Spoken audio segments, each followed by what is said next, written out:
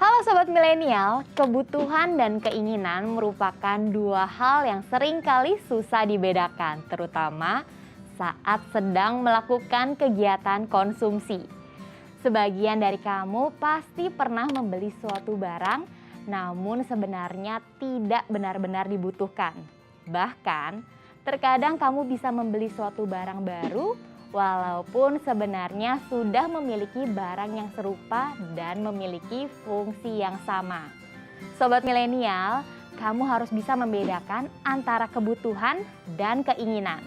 Karena hal ini sangat penting dalam pengambilan keputusan di kehidupan sehari-hari. Bagi Sobat Milenial yang masih belum mengetahui perbedaan antara kebutuhan dan keinginan, kita akan membahasnya di Keuangan Milenial kali ini.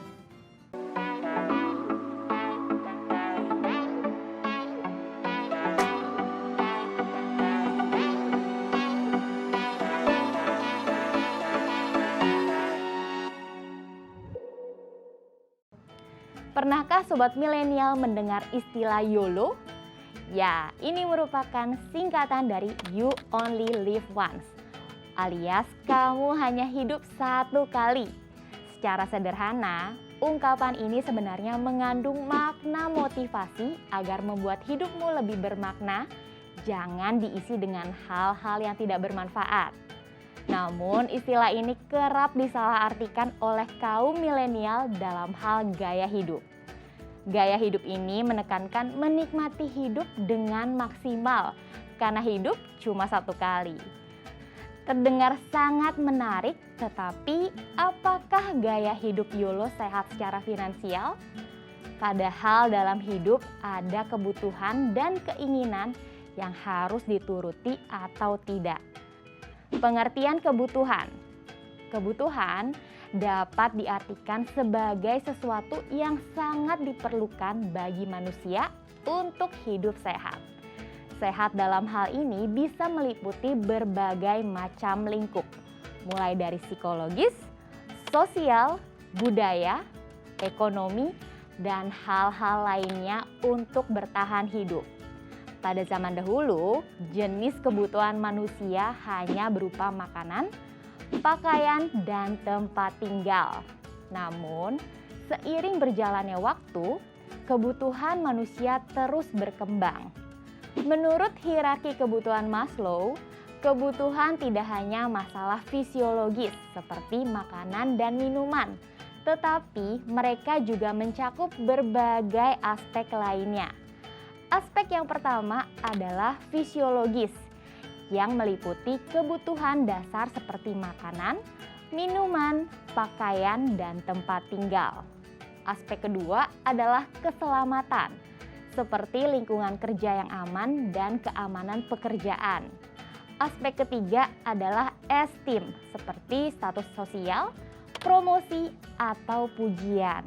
Dan yang terakhir adalah aktualisasi diri, seperti kebutuhan intelektual dan pencapaian target. Saat ini, pendidikan dan perawatan kesehatan juga termasuk kebutuhan yang perlu dipenuhi. Sebab, kedua hal ini merupakan faktor yang penting yang mendukung kualitas hidup yang baik.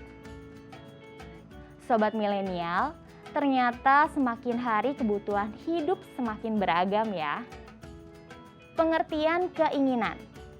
Jika kebutuhan merupakan sesuatu yang sangat diperlukan manusia, keinginan lebih mengacu pada perasaan ingin memiliki sesuatu, baik segera maupun di waktu yang akan datang. Dengan begitu, keinginan masing-masing orang tentu akan berbeda. Hal ini tergantung pada pilihan dan latar belakang setiap orang. Bahkan, keinginan yang ada pada seseorang bisa berubah seiring berjalannya waktu. Di samping itu, perlu diketahui bahwa keinginan manusia memang tidak terbatas. Sedangkan cara untuk memuaskan keinginan tersebut terbatas. Oleh karena itu, ketika keinginan seseorang tidak dapat dipenuhi, maka akan muncul kecenderungan untuk mencari alternatif lain untuk mendapatkan keinginan tersebut. Kunci membedakan keinginan dan kebutuhan. Kebutuhan mewakili keperluan secara konstan, sedangkan keinginan hanya bersifat sementara dan bisa berubah. Kebutuhan penting untuk dipenuhi agar bisa bertahan hidup. Sebaliknya, keinginan tidak begitu penting dan tidak masalah jika tidak terpenuhi. Karena merupakan hal penting dalam kehidupan, maka jika kebutuhan tidak dipenuhi dapat menyebabkan penyakit atau kematian. Sedangkan keinginan yang tidak begitu penting tidak akan memberikan dampak besar jika tidak terpenuhi. Tips membedakan keinginan dan kebutuhan. Pertama, perhatikan urgensi kebutuhan. Sobat milenial, pertanyaan pertama ini adalah kuncinya. Sebenarnya kamu ingin beli barang itu karena memang membutuhkannya atau karena barangnya lucu dan kebetulan lagi diskon saja? Duh, kurang-kurangin kebiasaan seperti ini ya sobat milenial. Kalau yang lucu satu barang dan murah, tidak apa-apa menuruti keinginan asal tidak sering dilakukan. Tapi jika harga barangnya mahal dan jumlah barang lucunya ada banyak, itu akan membuat kondisi dompet kamu kurang sehat padahal masih awal bulan. Kedua, jangan sampai FOMO. FOMO atau Fear of Missing Out seringkali menjadi faktor utama seseorang menjadi boros dan membeli barang yang bukan kebutuhan. Rasa takut tidak mengikuti tren yang ada atau agar terlihat keren dan update di mata teman-teman membuat banyak orang membeli barang yang diinginkan walaupun harganya tidak sesuai dengan kondisi kantong. Sobat milenial, sebelum membeli barang cobalah untuk berpikir 2 kali apakah itu barang kebutuhan atau keinginan. Kalau jawaban di benak kamu, gak apa-apa jika tidak punya barang ini, tandanya itu hanya keinginan kamu, bukan kebutuhan. Kamu harus memikirkannya berulang kali sebelum memutuskan untuk membeli barang tersebut. Penting untuk kamu lebih jeli melihat perbedaan kebutuhan dan keinginan kamu. Ketiga, utamakan kebutuhan pokok. Misalnya, kamu beli barang untuk satu momen tertentu saja, seperti membeli dress cantik untuk datang ke acara teman kerjamu. Kira-kira ke depannya akankah kamu pakai dress itu lagi ke acara lainnya? Atau seberapa sering kamu akan datang ke acara sejenis dengan dress tersebut? Kalau misalnya beli sesuatu untuk satu momen tertentu saja, lebih baik kamu pertimbangkan lagi deh. Pentingnya mengutamakan kebutuhan dibandingkan keinginan. Sekarang sobat milenial sudah tahu kan perbedaan jelas antara kebutuhan dan keinginan. Menuruti keinginan kamu yang tidak akan pernah ada habisnya tentu tidak sehat untuk kondisi finansial kamu. Oleh karena itu, kamu harus benar-benar memprioritaskan sesuatu yang kamu butuhkan dibandingkan hanya menuruti keinginan.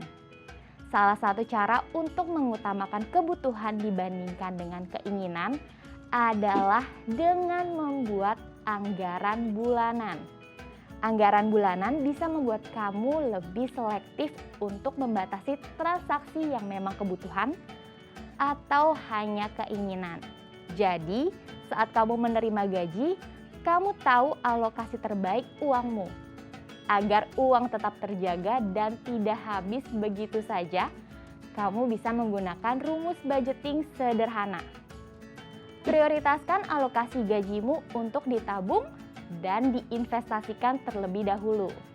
Masing-masing dari kamu tentunya memiliki kebutuhan di masa yang akan datang.